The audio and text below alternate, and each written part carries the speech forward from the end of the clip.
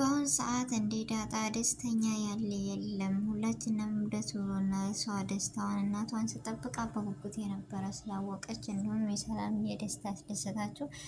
አቶ ደረጀም በትንሹ ቢሆን ነገሮች ይቀለሉለት ይመስላል እና እንዲሁም ማርታ ደረጀ ነግሯት ይቅርታ ጠይቅለት የምትሉ ሁላችሁም እስኪ በኮሜንት ድምጽ መሆን እንችላለን ላለው ቤተሰቦች በመጀመሪያ አሰላሙ አለይኩም ወረህመቱላሂ ወበረካቱ።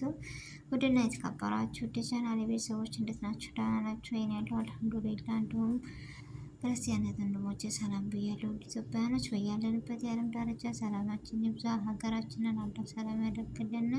ሁላችንም በዱዓ በጸሎት በርታ። ውድ ቤተሰቦች ለዚህ ቤት አዲስ ከሆናችሁ ሰብስክራይብ ያደረጋችሁ እንዳትረሱ፣ እንዲሁም ላይክ ሼር እያደረጋችሁ አበረታቱኝ። ነባር ቤተሰቦች ደግሞ እንደተለመደው ብዙ ጠፍቻለሁ፣ ከአሁን በኋላ አልጠፋም፣ ኢንሻአላህ እመጣለሁ። እንደምታበረታቱ ተስፋ አለኝ እንደልማዳችሁ እና ዛሬ ከስንት ቆይታ ከብዙ መጥፋት በኋላ ወደ እናንተ ተመልሼ ስመጣ ዳጣ ደስ ብሏታል ከምላቸው በላይ። ይህን ቀን ደግሞ ሁላችንም ስንመኝ ነበር። ዳጣ እናቷን ትወቅ፣ ዳጣ እንደዚህ ትሆን ምናምን እያልን ነበረ እና አብየልም እንደዛ ነገሮችን አውቃ ከዛ ሁሉ መጥፎነቷ ዛሬ ላይ ለእህቷ አሳቢና ጥሩ መሆኗ እጅግ በጣም ያስደስታል።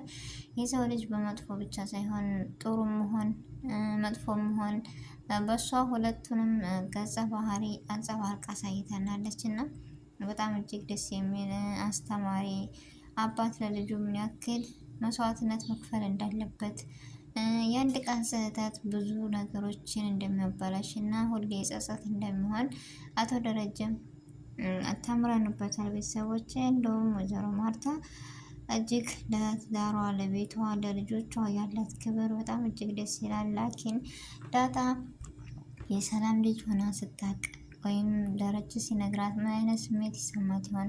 አብዬንም እያስጨነቃት ያለው ይሄ ነው። ከሁሉም ሁሉ ደግሞ ውሃዬ ከነስሙ ውሃ በቃ ዘና ብላ የምትኖረው እሷ ነች እና አሁን ላይ እየፈራሁት ነገር አለ። የማርታ እህት መታለች።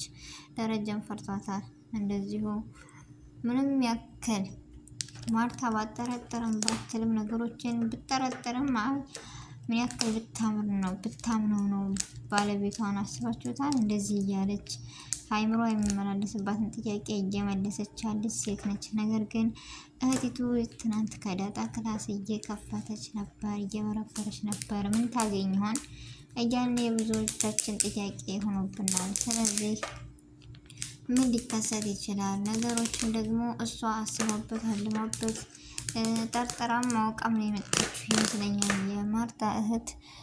ይህ ነገር ደግሞ ከተሰማ ደረጀና ማርታ ያሉበት ሁኔታ የቤት ሁኔታ እንዴት ነው የሚሆነው? ሰላምዬም ልክ አብይንና ውሃ እንዳላቸው እናንተም አላችሁ እዛ ቤት እያለች ነው። ዳጣም እናቴ ለብቻ እንሆን በማለት ብዙ ነገሮችን ያስተዋለች ልጅ ናት። ግን አሁን ላይ ከባድ ጦርነት ይመስለኛል፣ እጅግ በጣም ከባድ እና ሰላምዬም ጋሽ ደረጀም እየተጸጸቱበት ያለ ነገር ከጥሩ ሰው ላይ እንዴት እንደዚህ ተፈጸመ፣ ከጥሩ ሰው ላይ እንዴት እንደዚህ ሆነ የሚለው ነገር እጅግ በጣም ከባድ ነው። ለመወሰንም እኔ አላቅም። ብቻ ምን አይነት ጠርጥረው አስበው ማታቅ በሌላ ሰው ቢሆን እኮ እስከዛሬ እንትን ብላ ነበር። ነገር ግን ማርታ ማሰቧ ይመጣና ነገር ግን አያደርጉትም በማለት እስካሁን ችላ ኑራለች። ካሁን በኋላ ምን ይፈጠራል? ቤተሰቦች የማርታ እህት ነገሮችን አውቃለች፣ ነቅታለችም። ስለዚህ ነገሮች ድብልቅልቅ ይላሉ፣ እውነታ ይወጣል። አቶ ደረጀም ጊዜ ይፈረጃል እንጂ ይነግራታል ብዬ ተስፋ አለኝ ቤተሰቦች። ስለዚህ ምን ይፈጠራል? እስኪ ሀሳብና አስተያየታችሁን በኮሜንት ግለጹልኝ ውድ ቤተሰቦች። ብቻ ከብዙ ነገሮች ተማርንበት በዚህ ድራማ። እጅግ አስተማሪና እጅግ ደስ የሚል ድራማ ነው። ለምን መሰላችሁ? የአንድ ቀን ስህተት ስንት ነገሮች እንደሚፈርሱ ስንት ነገሮችን ውጣ ውረድ እንዳለው ለአንድ ቀን ስህተት አስባችሁታል?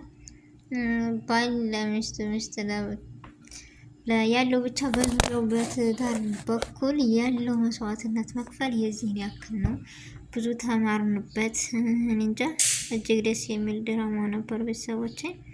እና የዛሬው ቆይታ ይሄን ይመስል ነበረ። ሀሳብ አስተያየታችሁን በኮሜንት አስቀምጡልኝ ውድ ቤተሰቦቼ።